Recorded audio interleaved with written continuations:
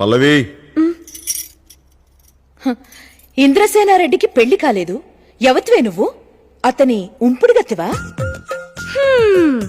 ఇంద్రసేనారెడ్డికి ఉంపుడుగత్తిగా ఉండాలంటే పెట్టి పుట్టాలి. నాకంత అదృష్టం ఎక్కడిది? అతని చిరుగాలి తగిలితే చాలని తిరుగుతున్నా.